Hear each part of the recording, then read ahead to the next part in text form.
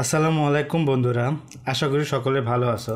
আজকে যে টপিকটি নিয়ে তোমাদের সাথে আলোচনা করব তা হলো এইচএসসি আইসিটি পঞ্চম অধ্যায় প্রোগ্রামিং ভাষা বা প্রোগ্রামিং ল্যাঙ্গুয়েজ এর প্রোগ্রামিং কি বা প্রোগ্রামিং বলতে কি বুঝো।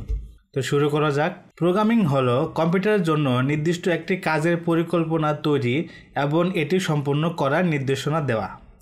অর্থাৎ আমরা যদি কোনো রোবটকে গাড়ি চালানোর নির্দেশনা দেই তাহলে কি করা হবে। ধরো আপনি যদি একটি রোবটকে গাড়ি চালাতে বলেন, আপনাকে ধাপে ধাপে নির্দেশনা দিতে হবে। মানে রোবটকে আমাকে স্টেপ বাই স্টেপ আমাকে নির্দেশনা দিতে হবে। প্রথমত আমাকে রোবটকে বলতে হবে যে স্টার্ট বাটন চাপো, সে স্টার্ট বাটন ক্লিক করবে। ঠিক একইভাবে যখন রোবটকে বলা হবে গিয়ার বদলাও, তো সে তখন গিয়ার বদলাবে। আর যদি বলা হয় স্পিড বাড়াও, তখন সে স্পিড বাড়াবে। তেমনি যখন বলা হবে যে ব্রেক করো, তখন সে ব্রেক করবে। এভাবে নির্দেশনাগুলো সাজিয়ে বলার প্রক্রিয়ায় প্রোগ্রামিং। মানে আমরা স্টেপ বাই স্টেপ যে কাজগুলো করি, নির্দেশনাগুলো সাজিয়ে বলার প্রক্রিয়াই হলো প্রোগ্রামিং। এখন আমরা বাস্তব জীবনে উদাহরণ ধরা যাক। ঠিক আছে, ধরা যাক আপনি একটি প্রোগ্রাম তৈরি করেছেন যা গরম পানির হিটার চালু ও বন্ধ করে।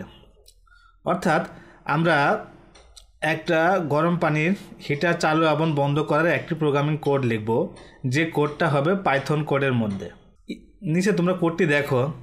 ইফ টেম্পারেচার 30 ডিগ্রি যদি নিচে হয় তখন টার্ন অন হিটার, তখন হিটার অটোমেটিক টার্ন হয়ে যাবে। 30 ডিগ্রি সমান বা কিংবা যদি 30 ডিগ্রি বেশি হয় তখন টার্ন অফ হিটার, অটোমেটিক হিটারটা অফ হয়ে যাবে। তার মানে প্রোগ্রামিং হলো কম্পিউটারের জন্য নির্দিষ্ট একটি কাজের পরিকল্পনা তৈরি এবং এটি সম্পন্ন করার নির্দেশনা দেওয়া। পাইথন কোডের মাধ্যমে আমরা কিভাবে একটি হিটার চালু এবং বন্ধ করা হয় তা আমরা এখন দেখলাম। আশা করি তোমরা এই প্রোগ্রামিং বলতে কি বোঝো তা তোমরা বুঝতে পেরেছো। যদি তোমাদের কোনো প্রকার সমস্যা হয় তবে অবশ্যই তোমরা কমেন্টস বক্সে লিখে পাঠাবে। ধন্যবাদ সকল।